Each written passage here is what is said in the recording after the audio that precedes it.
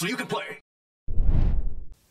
MiniWarGamer Dave here from MiniWarGaming.com. Here with Steve. Hey. welcome Wargamers to Unfettered Fury. This is the last two videos in the Codex Khorne Daemonkin review. These are the videos. These are the videos that you're going to want to watch because we're going to go over the Slaughtercult and the Bloodhost attachment. So this video will be Slaughtercult. We'll talk about that. It's the biggest formation within the Bloodhost attachment. Then in the Vault video, the pairing to this video, we're going to talk about the whole Bloodhost attachment and all of the formations. Yeah. And so that's what we're doing. So if you haven't actually seen all of the other videos, we invite you to pause this video and to watch those first, because we talk about the rules and then we kind of build upon the last. And so if you're not familiar with the rules, those are good videos to watch because you get a good base understanding of the new rules of the new codex. The blood tithing and all that kind of stuff that's happening. Exactly. And then there's slight changes made to the army. And then in these last two videos will make much more sense and kind of build upon what we've discovered together and the journey that we've gone on. So if you're not a Vault member, we invite you to click on the link below to become a Vault member. And at the end of this video, watch the second video, which will be the Bloodhost attachment, and we'll talk about everything. So in this video, we're going to talk about the Slaughtercult. This is the biggest formation in the Codex, and this is what you get here. So one HQ unit chosen from the following. Okay. You get a Chaos Lord, a Demon Prince, a Herald, a Blood Throne, or the Skull Taker. Same as that other formation, actually, except for you're adding in the Chaos Lord. Or a Bloodthirster of Unfettered Fury. Oh, I noticed that. Yeah. Okay, so you get the Bloodthirster. Okay, so he's the crappy one. Not the crappy one, he's crappy in comparison. So he's just your basic Bloodthirster. You're the old one. Yeah. So this is what I'm thinking. And this is probably what will happen like Herald. Almost every time. But here's the thing, okay? Let's compare the Chaos Lord to the Herald. 72 points. Chaos Lord, 75 points. But here's the thing. Herald is 55. But how much leadership in the Herald? Leadership in the Herald should be... I think it's 8. It should be 8. The Chaos Lord's leadership... 8. 10. It is 10. So the likelihood... of failing that test... What we're talking about here is Korlath, the Axe of Ruin. Yeah. And when he's equipped with that artifact of slaughter, when he's removed as a casualty, you replace him with a Bloodthirster of Unfettered Fury. That's what we're talking about. At leadership 10, I'm far more comfortable trying that gambit. So that's an extra 20 points for that extra leadership that you're paying for, essentially. I'd pay that 20 points every time. I give him the axe and that's it. Hide him in the corner until it's time to summon. Here's the other thing too, though. Well, what happens if he's in a vehicle and you choose to sacrifice him inside of a vehicle? Then I'd like to see what that Rhino looks like after. That's what I think. Like he just goes within 6 of them, right? So he can be safe inside that vehicle? I don't know how that works. Because here's the thing, you're summoned, right? You summon within 6. So you can't summon inside the vehicle. You would summon within 6. You just summon. But it says a character takes a leadership test. Yes. He can be in a vehicle. Can he? Why not? I don't know. I think he can. Because a Bloodthirster can't go in a vehicle, maybe? But it's saying he's summoned within 6. I think you're okay putting him in a vehicle. But how do you put a Bloodthirster in a Rhino? Rhino? He gets summoned within 6 of that Rhino. So that's what I said before, though. I know, I agree with you. You are a... What are we talking about? you're a changer of ways. You're excited for the Tzeentch. I am. Codex to come out. That'd be awesome if it's like this. So Chaos Lord versus Herald. Take the Lord. Pay the 20 points. Get the extra leadership. I don't know, man. Really? Okay, here's the thing also to consider, okay? Oh, no, see, a Herald is an independent character. The same as a Chaos Lord. How many wounds? 2 wounds versus 3 wounds. Okay. I'm not worried about the wounds when you're trying to sacrifice him to summon a Bloodthirster. Hey, check this out. Your weapon skill 7 is a Herald. Your only weapon skill 6 is a Lord. Well, he's a Bloodthirster type guy, or a Bloodlord type guy. But his save sucks. If you never get to 8 Blood Tithe points, you're never going to cast, or, well, you're going to get there, but if you don't get there till late in the game, you probably don't want to waste your HQ choice anyway. So, he'll have other things he can do. Yeah. I think the Chaos Lord's the way to go. You know what? For 20 points of a difference, that's actually a lot of And what does the axe do on its stuff own that anyway? you get. You have a... What's that? What does the axe do on its own anyway? The axe... Like, does it have actually combat abilities? It does. And because, you never checked it last time. We never checked it because, like, that's not why we get it. So it's strength user AP2. That's what it is. Decapitating blow? Decapitating Cage blow, Fury? which is on 6s, it's instant death. And it's a specialist weapon. What's Cage Fury? Cage Fury is when you're that's the one. removed as a casualty Man, or reduced to 0 wounds. Give it to the Chaos Bloodthirster. Lord. Give him a 4+ invulnerable. And go ahead and try to chomp things up in combat. And if he's down to 1 wound, if things are looking bad, if you're about to get overrun, you're going to get shot down, A-point it, tie them into a Bloodthirster who's in the air, who can still come down and hold an objective turn 6 or whatever. Jeez. Yeah, I know. I'm thinking like, you're convincing me that the Lord might be better than the Herald, because that's only 20 points. Well, here's the thing. You have both. You can choose which one you want to be the summon. It doesn't say you have... Oh, with the axe, yeah. Yeah, you can only have 1 axe. That's right, because it's an artifact. But I think he goes in the Chaos Lord. we'll try both. Yeah, when we do definitely our do bat that. reps, yeah, We'll definitely do that. We'll try both, yeah. So that's HQ. Here's the thing. Okay, so I know the Herald has the axe. I'm not trying to kill him before you get your 8 blood type points. It'll be easier to kill that Herald than it will be for me to go target that Chaos Lord. Okay, well, here's another thing, okay? Let's look at a Bloodthirster of Unfettered Fury. And let's look at... I just want to see something out of curiosity. No, he can't. Okay, so he can't take any other special issue war gear. He's armed with what he's armed with. So you can't put the axe of... You can't put Khorne, the axe of ruin on him. So you put him... Because if you could, he would like summon himself back, and then you'd spend the blood type points, and like 1 Bloodthirster becomes 2. So that doesn't happen. But I just wanted to check. So that's not a good idea. Go back to the axe for a second. There's got to be a downside to this thing. Cage Fury. Here we are reading in our minds, not sharing with anyone what we're reading. So we're going to read it again. Okay, so if the bearer of the Axe of Ruin is reduced to 0 wounds or is otherwise removed as a casualty, a Bloodthirster of Unfettered Fury is summoned within 6 inches of that character before he is removed as a casualty. At the end of each of the controlling player's remaining turns, the Bloodthirster automatically loses D3 wounds. That's the thing that we forget, too. So he's not going to survive very long. That's the downside. Invulnerable saves are allowed against these wounds as normal. Other saves are not. Yeah. Okay. But it is D3 wounds. Yeah. But you only have 5 up. I'd still probably use them. He's got 5 wounds, right? He does have 5 wounds, yeah.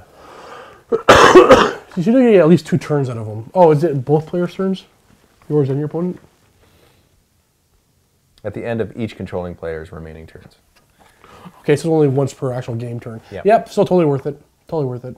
Yeah.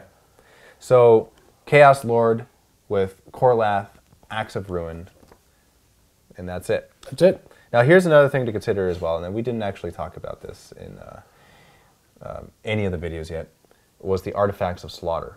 Right. Which we should probably go over in the next video, because there's a lot more to go over in the Slaughtercult itself. And we'll talk about what is the best artifact to bring with what. That's the number 1. It's the most expensive. It's 60 points to upgrade that. And that's like that's the buzz right now, is Khorne. So he must have been like a really scary dude when he was alive. I think he was just a Bloodthirster. He might have been. A failed Bloodthirster. He probably was. And you know what? I bet it tells us right here. I'm not reading that paragraph. That's too much work. The essence of a mighty Bloodthirster rages within every axe of Khorne, right? So every axe of Khorne is the essence of a Bloodthirster. Oh, okay, then I was wrong. This is the special one. Anyway, Slaughtercult.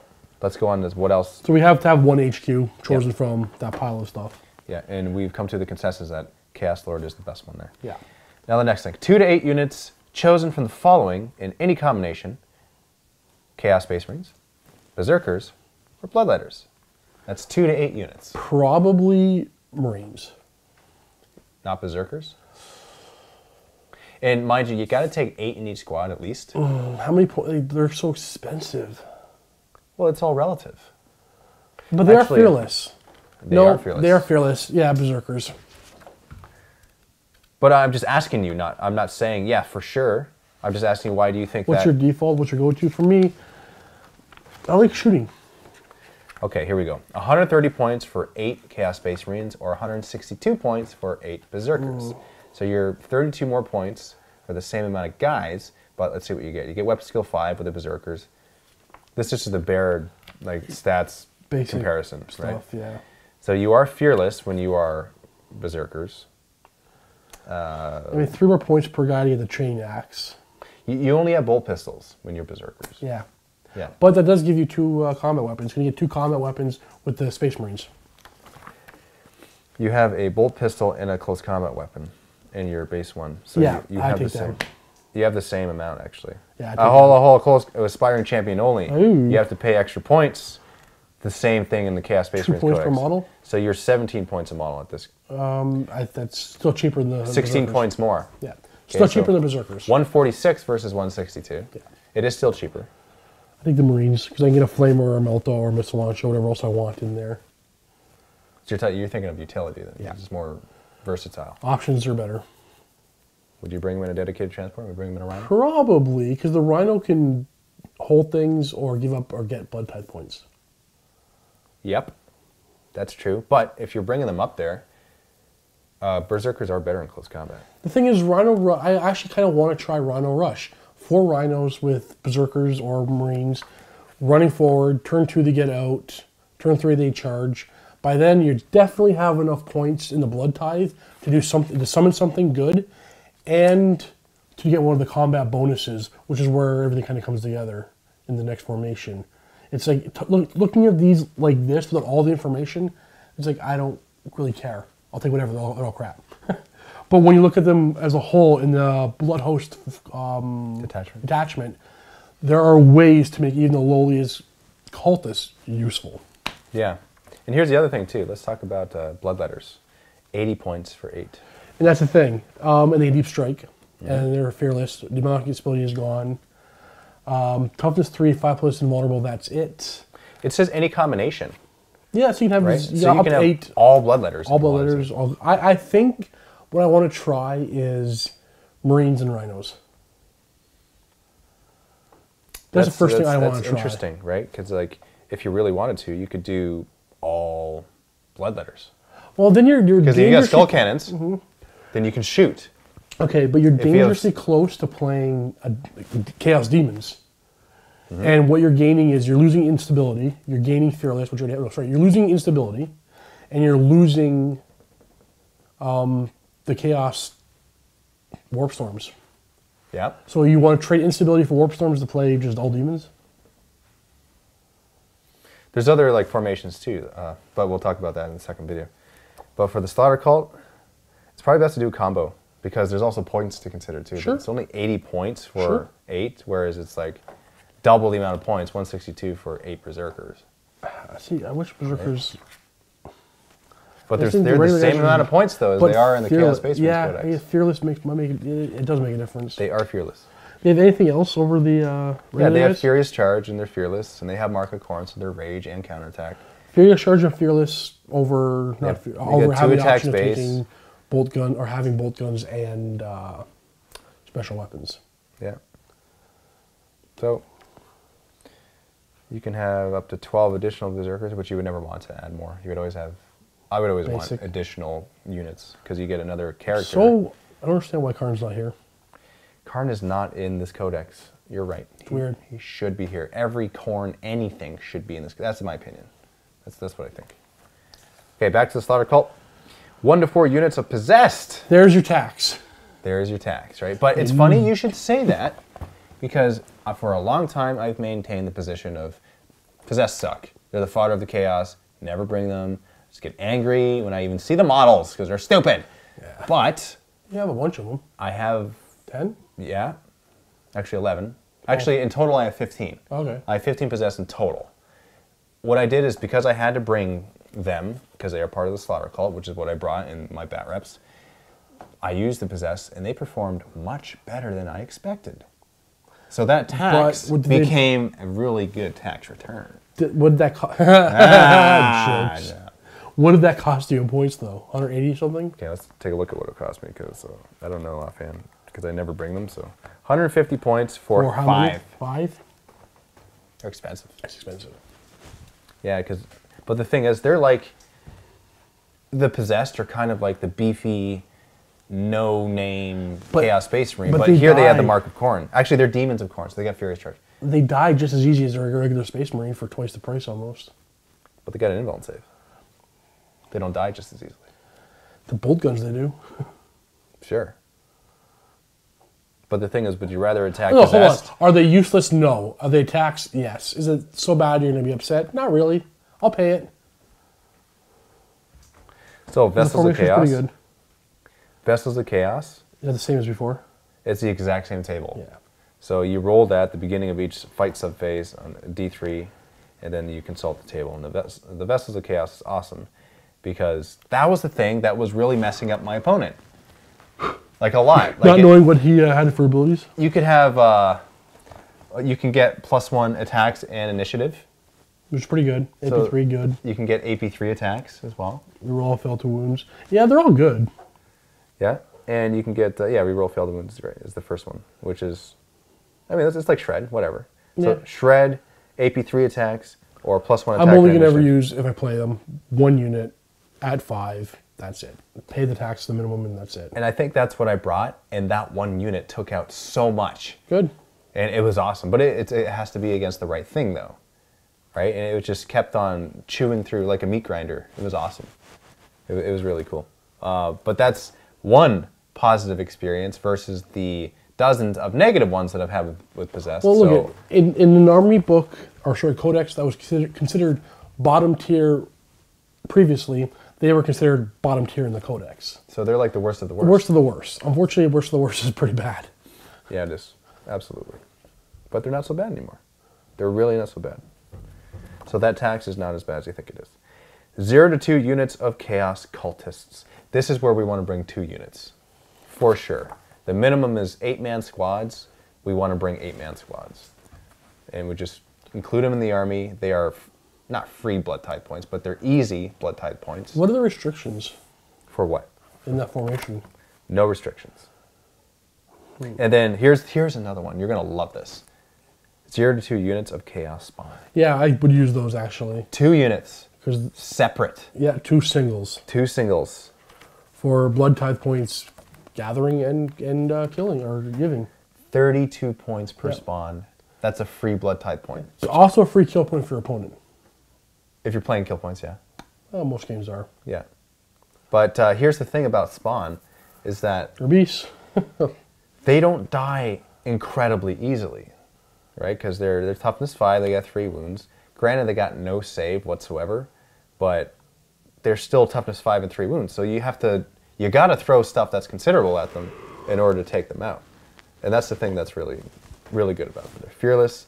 They got random attacks. They get a lot of attacks in the charge, and they actually have this special rule, mutated beyond reason. So you have to consult the chart before you see how many attacks they get, because you could possibly get a lot. You can roll 2d6 and then pick the highest.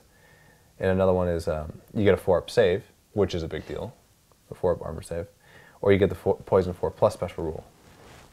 That's the other one. Yeah. I mean, with Yeah. strength 5, I mean, you basically just be rerolling a wound. Yep. Yeah. So I mean, that's not bad, and I would always bring 2 because you know he's a beast. You throw him up there on an objective. Go gather objectives for you, whatever. Yeah. And if he dies, blood tithe. So either way, it's awesome. Either way, it's good. So that is the Slaughter Cult, and that's what you need to bring. Now, for the special rules All the good stuff. associated with Slaughter Cult. So, Chosen of Khorne, that's the first one. You just get to re-roll your Warlord trait.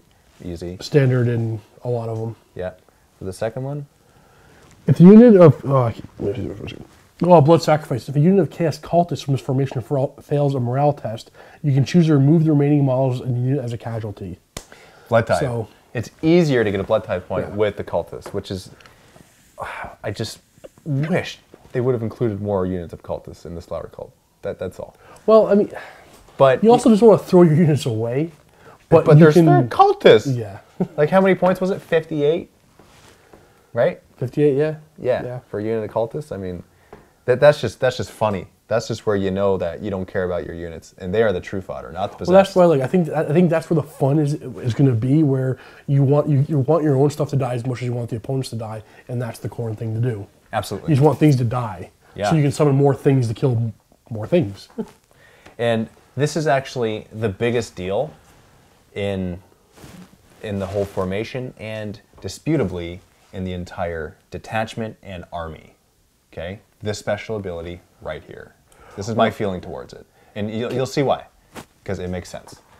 Boon of Khorne is the last special rule you get in the Slaughtercult formation. And what this does is, each time you expend one or more Blood Tithe points, choose a second result from the Blood Tithe table that has a lower value than the first, but not a value of more than 4. This second result applies to all units in the formation. These effects are in addition to the first result you choose on the Blood Tithe table and last until the beginning of your next turn. So essentially what it is you spend points on the Blood Tithe table and you get a second free one because of this, provided that it's worth 4 or less. Right. So you can't summon anything. It's good. No, 5 is the first one where you summon. No, you summon something and then you get the 4 or less. Yes. Yeah, sorry. Yeah, what I was saying is for the second one. Oh, for the second one, The yeah. second one. But that's where all your combat bonuses. That's where you get +1 bonus. attacks. That's where you get Feel No Pain. You get And I think that's... Adamantium Will. Feel No Pain is probably the one you're using most of the time. Or the Furious extra Charge and attacks. Furious Charge and Rage. Right. Now, that bonus is only for units in this formation. That's why you kind of feel like this formation... Hold on. Let me double check that. It might say all friendly units. It's right here. Each time you expend the second result, put that in. The second applies to all units. The second result applies to all units in the formation. You're right. So it's this formation. So I feel that in this unit you have 2 to 8 units from your core. That's why I kind of want them to be Space Marines, because those are going to be your workers. So your extra formations, like your hounds and your bikers, they're there to die and get and give your points for Blood Tithe points. Mm-hmm. And this is the formation that uses them. So you're going to summon a unit, and then these guys are going to get a bonus, like Feel No Pain, and then charge in. So there's the synergy right there. If you play around with it nicely, you can get some really good combinations off where these 3 squads of Marines are both in charge, and they're going to get, what are they going to get? Maybe everybody's going to get Feel No Pain, plus you summon a unit of Bloodletters, Bloodletters behind that unit you're about to charge. Mm-hmm. So that's where everything kind of comes together now. Yeah. So essentially what this does also is it kind of gives you 4 extra Blood Tithe points. What way? Because it says you spend it a second time. Oh yeah, every time 4 or less. Well, here's the thing. I mean, if you really want, you can. How many Blood Tithe points is the Feel No Pain? That one is 3. 3. So if you really want, you can almost every turn. You can just go for the 3, not summon anything. Buy Feel No Pain for everybody in this formation, or everybody actually. Everybody in the table gets Feel No Pain, and then you can get Insatiable Bloodlust for everybody in that formation. Yep. Free bonuses, free abilities. I found that what I was doing a lot in the other games that I was playing was I was giving everyone in the army +1 attacks. Yep. And then formation. And then the formation I was giving Feel No Pain. Yeah, see, that's not a bad tactic at all. Because more attacks and Feel No Pain, that's a big deal. Sometimes somebody's not going to be the thing. Sometimes it's just going to be, I want to kill a bunch of stuff right now, because that turn, you're going to more attacks, more death, right? You're going to get a bunch more points back. Yeah. And something that I've since learned is that you can only spend points on 1 ability per turn. Oh, are you spending multiples? When I was first doing it, I did it wrong, and I caught myself. Okay, yeah, it's going to, but you're going to make there was a mistake, but like that's why this is such a big deal, is because you get a second one. So you have like 7 points and you want to go buy the 4-pointer, you lose all remaining points. Like every time you buy something, you lose all your Blood Tithe points. That's right. So that's a hard lesson, because it's already filmed and everything, so it can't take it out. But it's fine. I'm okay with the mistake, because it's got a sting. I got to learn from it, right? But Slaughtercult is awesome because it's the heart of the overall detachment. And right now we're going to talk about the Blood Host detachment, and we're going to go on to the Vault video for that. So if you're a Vault member, click on the link below. I do want to add something before you go on to that. This model was actually added to the Daemonkin book. Oh, yeah. Let's talk about that. Let's talk about that for a minute. So, because that's an awesome part. I love this. Remember when I pointed the thing out about bringing multiples? Oh yeah. Okay. Okay. So if anybody's familiar with the Necron formation, how they have a core formation, then a command formation, and a bunch of auxiliaries, we're going to go talk about the Daemonkin version of that in the next video.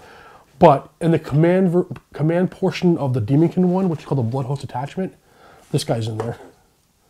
He is, because there's 3 different choices essentially when you're choosing a Blood Host Attachment, which is core, auxiliary, and command. And as part of the command is a Lord of Skulls included. Also included in the Lord of Skulls is an auxiliary choice. So you can bring 1 of each, which means you can bring 2 Lord of Skulls. 2 Lords of Skulls in a game, 2,500 points probably. Maybe you can squeeze it in. Probably 2,500 points, because you're 888 times 2, and that's how many points they are just with 2 of them. And the rest are on your core.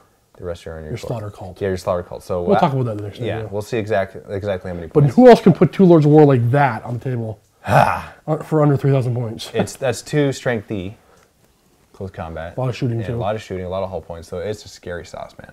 That's all I got to say. So if you're a Vault member, we invite you to click on the link below to watch the video where we're talking about the Blood Host Attachment and how everything